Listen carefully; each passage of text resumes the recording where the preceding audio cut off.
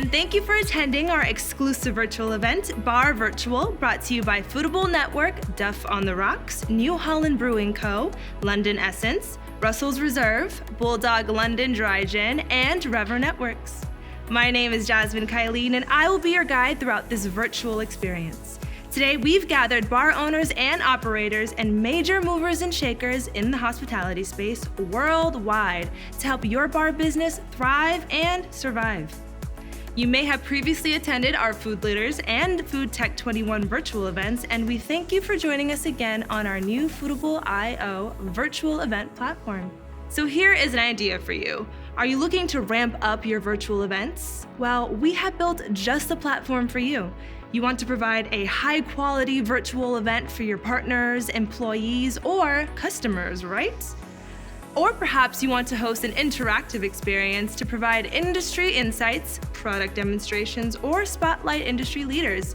Our platform is designed to reach broader audiences for greater engagement. Send us an email to virtual@foodabletv.com to get your business into producing superb virtual events. Now on to Bar Virtual. Get ready for a full day of amazing content and Q&A from some of the top bartenders, operators, and professionals in the industry. Today, we look forward to providing you with a full lineup of innovative survival strategies, cocktail batching, crafting, and packaging, and reveal some of the most effective models of service for bar owners today. Here is the cool part. You will get a chance to interact with our speakers during each session by engaging in conversations, polls, and special links through our live chat tab. To begin submitting questions, please navigate to the right side of the screen to the chat tab if you're on desktop, or navigate below the video to the chat tab if you're on mobile. Before we kick off our virtual event, I want to welcome our two moderators, our CEO and executive producer here at Foodable Network, Paul Barron, and on-train strategist and training consultant, Elaine Duff of Duff on the Rocks.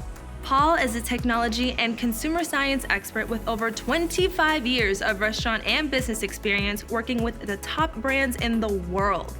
Selected by his peers as the most influential in food service media, Paul is also an author, producer, and director of several industry series and documentaries.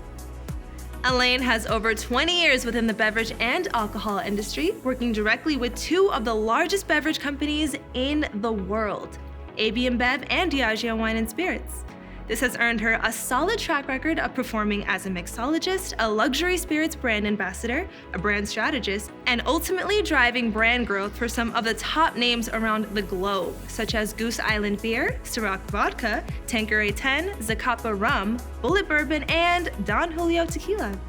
Our opening session today, quick shutdowns and reopens, how to prepare for both. Focuses on real experiences from failures to successes and best practices to adopt when it comes to shutting down quickly and getting the green light to reopen. We will hear from the two masterminds and co-owners of Hope and Sesame in Guangzhou, China, Bastien, Ciocca, and Andrew Ho. Bastien was born in Switzerland to a family of restaurateurs and spirit makers as a former vice president of the Swiss Barkeeper Association and F&B manager at Shangri-La Hotels. His experience expands over 3 continents, thus giving him a worldly perspective of the F&B industry. He has also hosted bartending shifts and brand events to over 40 cities across the globe, visiting over hundreds of bars. Andrew, a Hong Kong native, graduated with a focus in international hospitality management.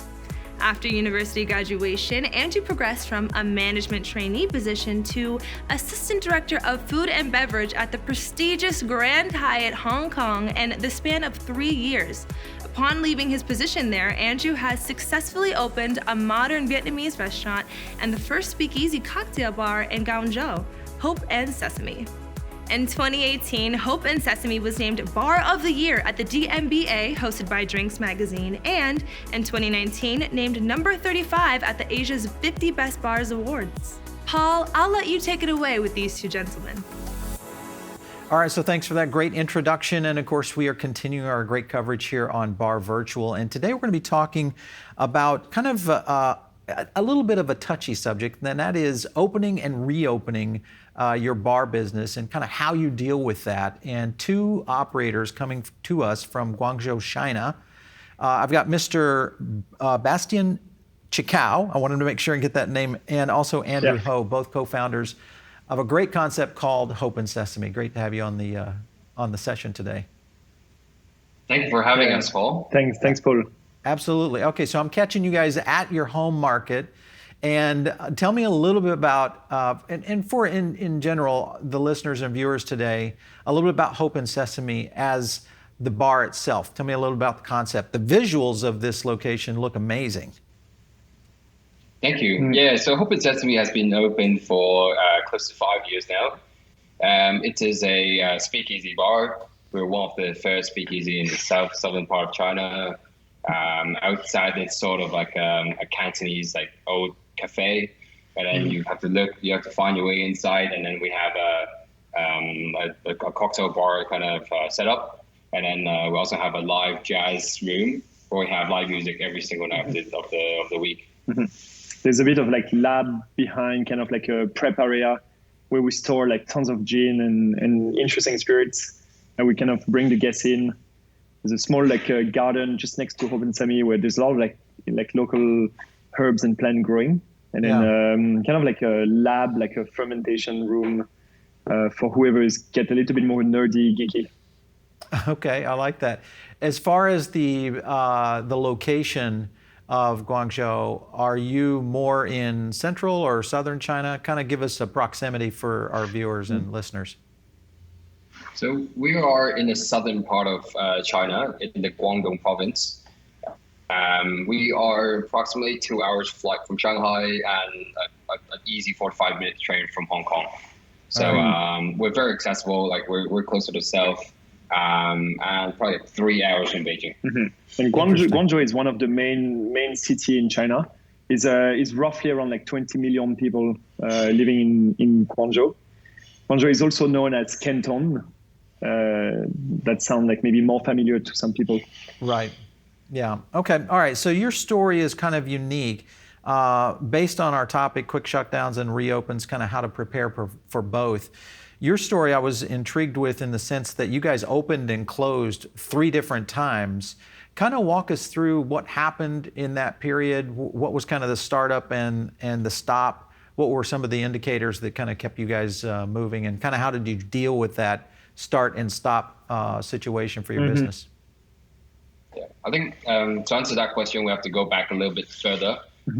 So basically, the entire situation started, I think, towards the end of January. Right. That is when we first had to stop our operations, and then we closed for a good close to 3 months before we could first reopen.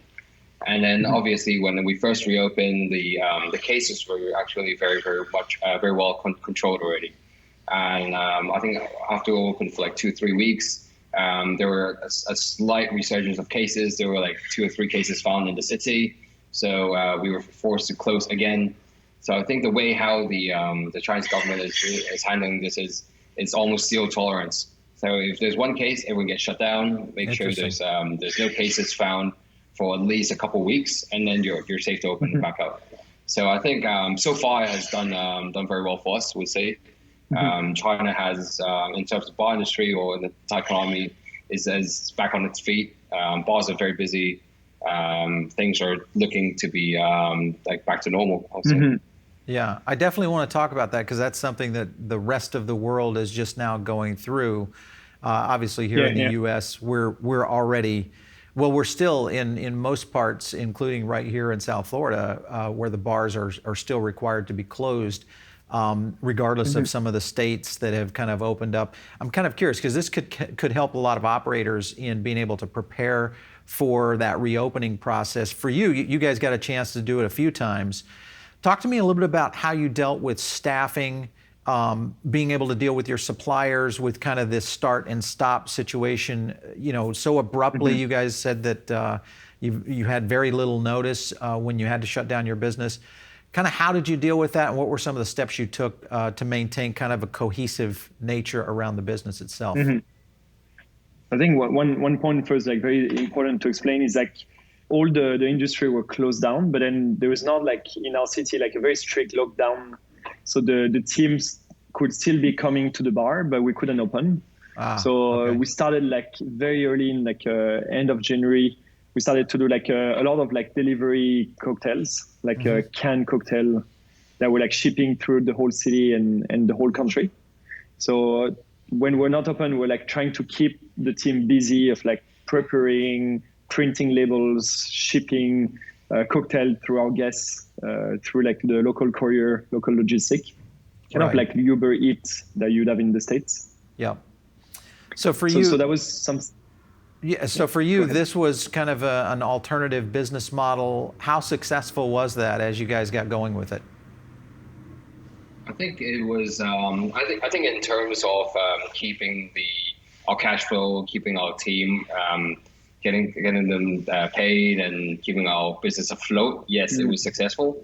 In terms of making any profit, that's very, very marginal. But is it something that we will keep doing? I think definitely, because it accounted for, I think, around 10 to 15% of our usual revenue. So it wasn't nothing. It was very, very important to have that kind of cash flow during that specific time. Yeah. Is this something that you feel consumers or maybe even some of your local market there would be interested in continuing in terms of to-go or takeout type cocktail programs? Or do you feel like people just were locked down for so long, they just want to get out and enjoy themselves? I think it's kind of like, like trends evolve and grow from necessity. Platform like Amazon or Alibaba in China grew from the previous pandemic, the SARS. It was kind of like people couldn't go shopping, so they started to order online. I think this time, if the bar industry educates consumers to have cocktail at home in your fridge, ready to drink, if it become a movement, if it becomes something normal, then it will become something very big. Interesting.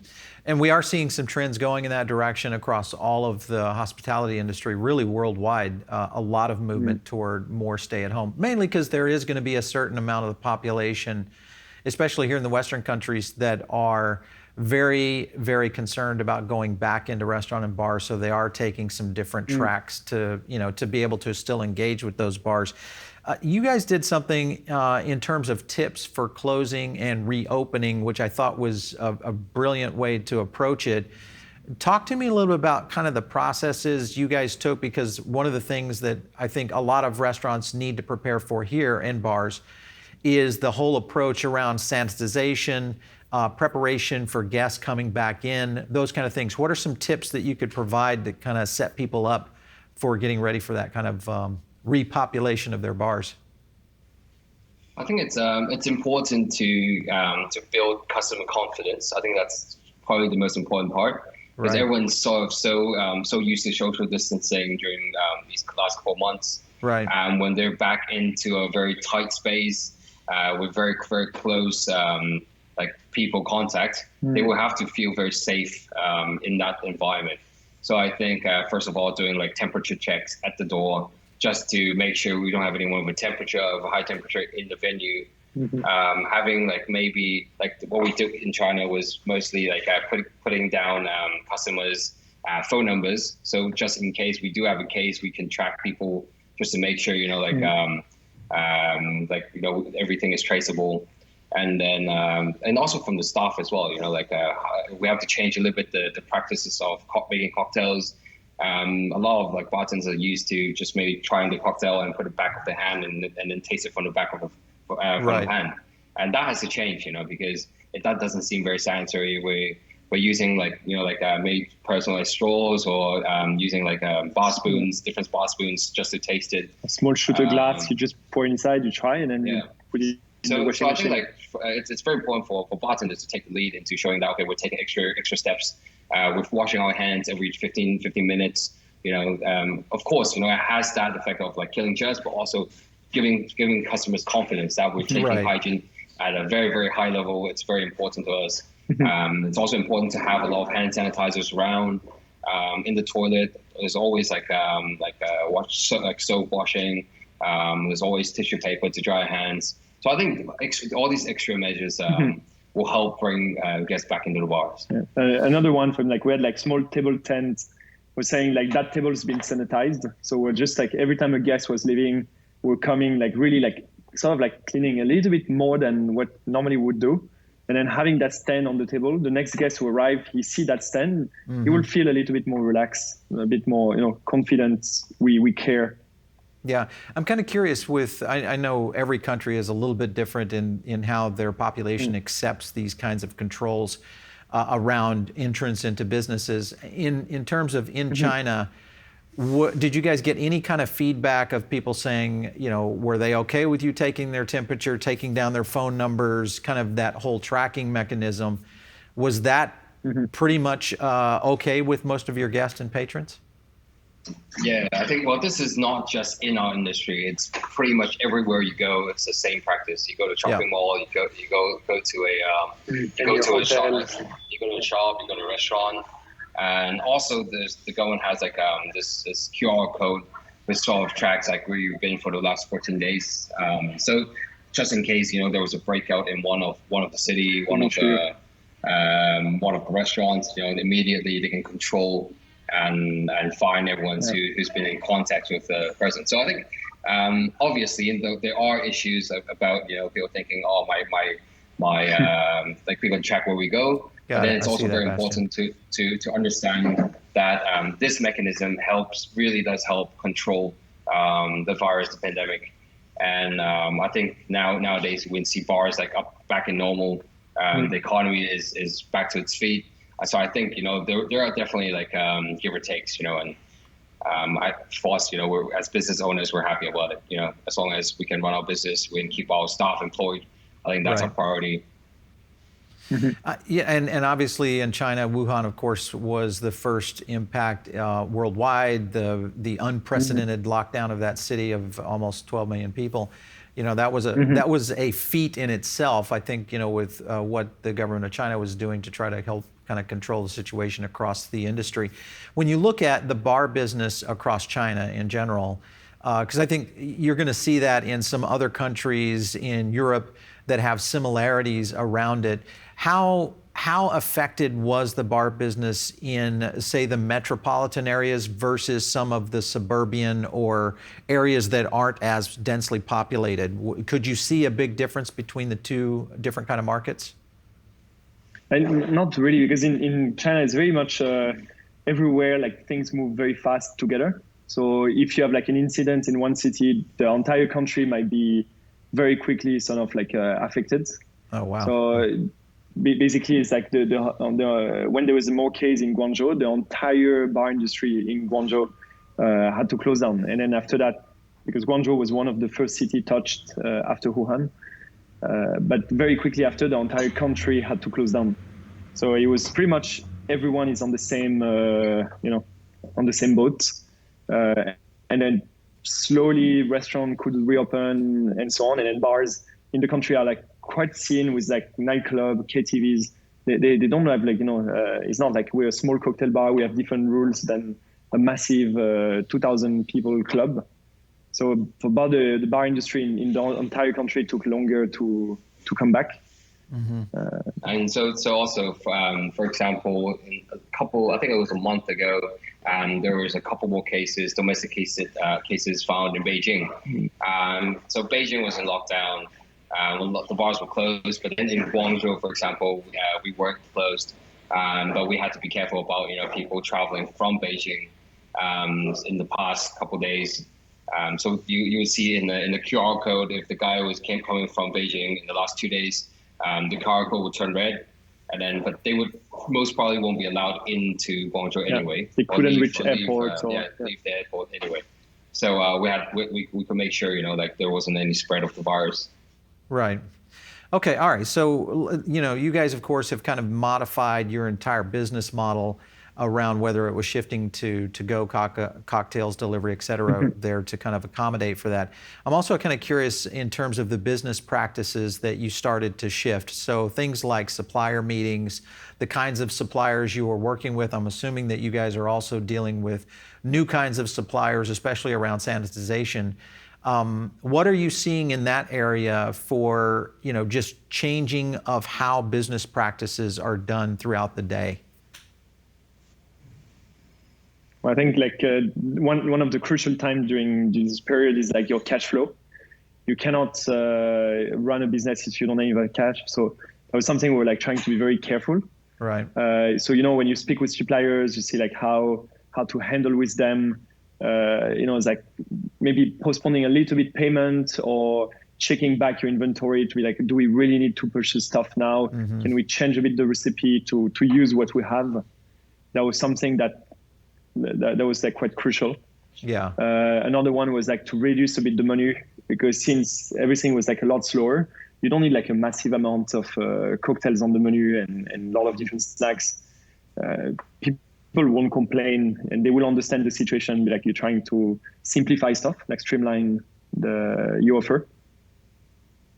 Do you think with streamlining the menu and the offerings of the business itself, is this something that you guys are going to kind of continue to hold for a while? Not expanding on the menu, but keeping it fairly tight. Do you think that is something that's going to be a long-term effect on the business?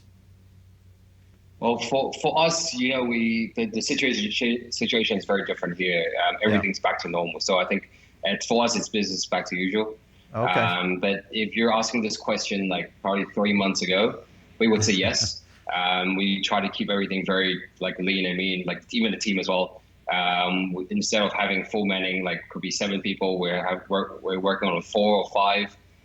Since we also have multiple venues, we could also share staff as well. So that was quite important to be flexible with schedules, with opening times, just to make sure we're not overextending ourselves, just in case there was another lockdown. Yeah, I think when you look at the return to really your business there in China, it's a bit of a different scenario when you look at some of the bars and restaurants in Europe or here in the United States. The impact is significantly greater across its population. So I'm kind of curious as to if we will see the kind of return. Though all the polls and data that we're hearing is that it is going to be a slow return back to normalcy here in the U.S. at least, and also in Western Europe. For your particular bar business, you've had kind of the switch on and the switch off. What was the length of time total that you were kind of in lockdown, reopened, back in lockdown? How long did that take completely before you saw a full return to normalcy? I think for us, again, the situation is very, very different. Everything like it's down to the way how the government is run, how people obey the rules and stuff. So in China, for us, the total lockdown was the longest period was right after Chinese New Year, so for around 3 months. Mm-hmm. And then we had a couple of small lockdowns that lasted from a week to 2 weeks to 3 weeks, but it was nothing for too long. And once the lockdown has been lifted, bars are getting packed within days. So for us, the recovery was very, very quick. Yeah. But again, we're not in Europe, we're not in the States right now, so we couldn't tell. But I think it's a very very difficult kind of thing, because in Europe, there's a lot more things the government have to consider when you reopen. And Hong Kong is actually a very good example. Bars are finally allowed to reopen this coming Friday. Mm-hmm. They have been in lockdown for the last 2 months, and now there's very, very low cases. So I think the government started relaxing the rules. But Hong Kong was affected really, really. It was really tough for them, because they were allowed to reopen and then they closed for another 2 months, and now they're starting to get reopened again. So. Mm-hmm. But from what we saw from the last closure in Hong Kong, it recovered very quickly. In matter of hours, bars were flocked with people. And all the friends from Hong Kong was telling us everyone was like on their best moments, on like breaking records. The same in China, great. Actually. Yeah, very good news. But it's it's good, but it's also like has to be very careful, because it's also a very good way if you have a couple of cases to really spread very quickly. Right. To back to more rough times. So for a reopening model that you guys are going through there in China right now, you're back to 100% capacity. Is that essentially what you're saying? Mm-hmm. All right. Yeah, so within 100% capacity, bars have always been a concern. At least here in the U.S., it's probably one of the number one concerns is these packed quarters. The other places are things like events, sporting events, things of that nature that really get a dense population. When you look at that happening right now at your business, and what kind of steps, obviously you talked about the table sanitization, a lot of directives in terms of educating the population on, hey, this is the things we're doing. Do you find that the consumers are being much more cognizant of the situation now by somewhat of social distancing, as if they can, based on square footage, or are they doing certain things that kind of help eliminate as much contact? What are you finding any behavior differences, I guess is the question. Yeah. So again, this question will be very, very like noticeable when first reopened. I think that was like around 2-3 months ago, and people were definitely a little bit more cautious. You know, we were back then. We still had to put a little partition between guests as well. But people were a little bit more cautious. I mean, people were still wearing masks, and still up until today, everyone in the city is still wearing face masks. And we do see a lot of people carrying pocket-sized hand sanitizers whenever they eat. Whenever they eat, or they try to like have these hand wipes to wipe down the cutleries before they use. But I think this will be something that will stay. I think people are a lot more conscious. COVID or not, you know, about the sanitary kind of requirements. And, Interesting. Well, it's going to be interesting to watch as we see the rest of the world start to either one, reopen, or deal with new population, you know, implementation, I guess, in terms of safety mechanisms. We've started to see the restaurants reopen to a certain level of success, even though there's still a very large limit on you know, what the percentage of occupancy can be here, at least in the U.S. and in some of the major cities, which is the big factor here in the U.S.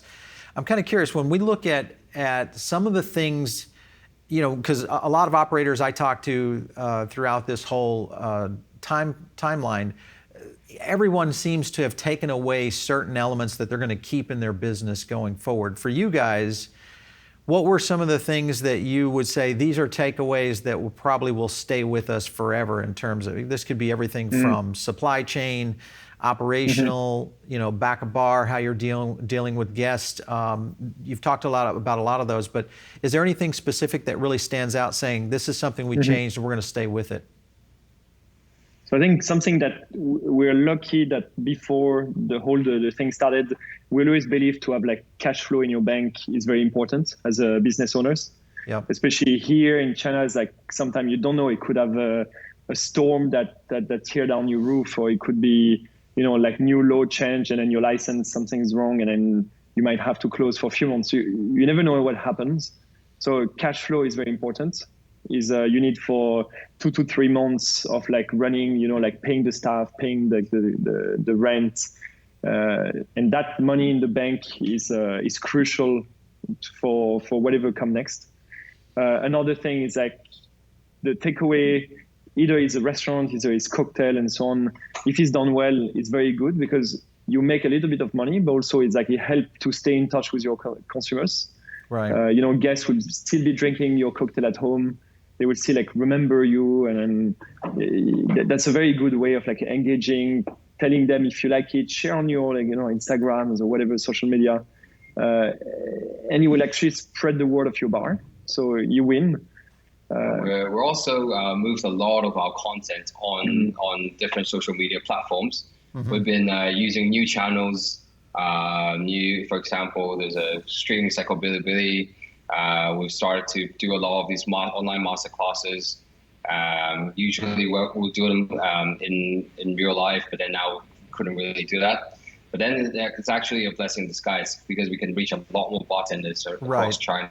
One of our views, you know, one of the masterclass can maybe fit like 20, 30 people. Now we can reach over 3,000-4,000 people. Sure. So I think that's very important to start considering moving a lot of content, because cocktail bars are not just a physical experience, you know, for customers to come in a bar and have a drink. You know, it's a lot about the lifestyle, the branding as well. So for us, you know, we've moved a lot of our contents online as well. Yeah.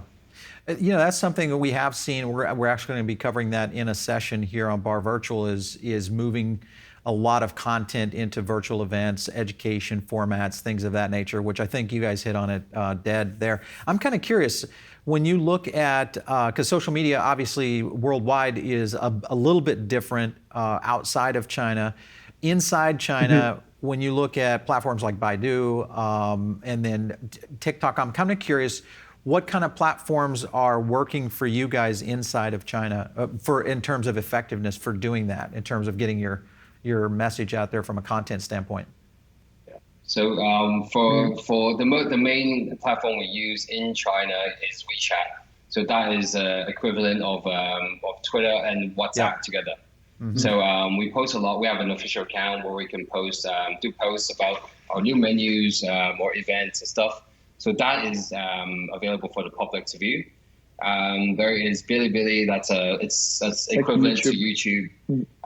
There is Red, which is something similar to Instagram, but a little bit more commercial. Well, Instagram is also a bit of commercial as well. and obviously, we also keep our presence on Instagram and Facebook and YouTube just for our international audience. Because you know, we have a following also in Asia and also a bit of Europe. So it's all important to keep everyone so updated in what we do. Yeah, very cool. Well, that's good that I think you guys have kind of hung in that approach toward the virtual content, especially as it starts to explode for, you know, what you guys are doing as a brand. Listen, guys, we're going to wrap it up now, but Bastien and, of course, Andrew, thank you so much, co-founders at Hope and Sesame. Great to have you on the session today. Thank you so much for having us. Yeah, thank you. Take care, guys. All right. Good luck out there. All right, guys, so thanks again for watching another great session here on Bar Virtual. Of course, we're going to have a lot more coverage as we dive into more details really around the world. So you're not going to want to miss this. Make sure and stay tuned. And don't forget, you can always use the chat to be able to get Q&A live with our attendee or all of our speakers.